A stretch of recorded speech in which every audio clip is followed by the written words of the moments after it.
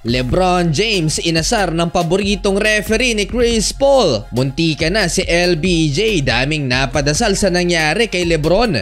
Lakers vs Celtics NBA Christmas Special. Hindi magandang panimula para sa Lakers, natambakan agad 12-0 run para sa Boston Celtics. Complete ang core ng Boston. Kristaps Porzingis putback dunk laban kay Anthony Davis. Para sa Lakers, one-man show si AD with 13 first quarter points. Kung hindi dahil kay Davis, baka naging 20 pa ang lamang ng Celtics sa Lakers. Last 3 minutes mga idol, 9-0 run by the Los Angeles Lakers, kaya ang 18 points na lamang ng Celtics naging siyam na lang, 32-23, end of first period. Tatlong bantay ang sumabay kay LeBron papatapos ang quarter. Second period, nag-take over ang role player ng Boston na si Peyton Pritchard. 10 straight points mga idol, 2 tres at 2 sunod na layup. Para sa LA Lakers naman, Taurean Prince and D'Lo na asahan kasama ni LeBron James na naitala naman ang kanyang unang tres matapos ang 1 of 6 start sa field. 8 points for LeBron. Under 9 minutes na travel si King James, napadami ng steps si LeBron at parang inasar pa ni Scott Foster si LBJ.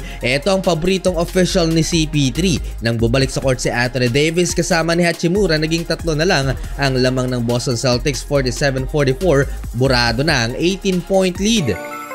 4-minute mark, hindi maganda to at natahimik ang buong arena sa nangyari kay LeBron James. Umaray at kung titingnan, tapos na ang araw ni LeBron dahil nagtamo ng knee injury si King James. Matapos matuhod ang likod ni Jaylen Brown sa isang play, sumakit naman ang likod ni JB, pero eto, pinagpag ni LeBron ang injury scare na to at nakabalik sa laro matapos ang ilang minuto na pahinga. Habang bumalik naman sa locker room si Brown, nagtala pa ng chase down block si LeBron, full speed in transition, supalpal si Tatum. Well, natapos ang first half lamang ng isang Celtics 58-57, 20-point game for Anthony Davis. LeBron unang punto sa second half, first lead ng LA Lakers. Nakabalik na rin si Jaylen Brown. Taurean Prince 3-pointer 62-60. Kristaps Porzingis downhill assist mula kay Holiday, alley-oop dunk. Butata din ni Kristaps si LeBron James pangalawang beses ngayong laro. Lamang na ulit ang Celtics 71-66. Jaylen Brown dunk.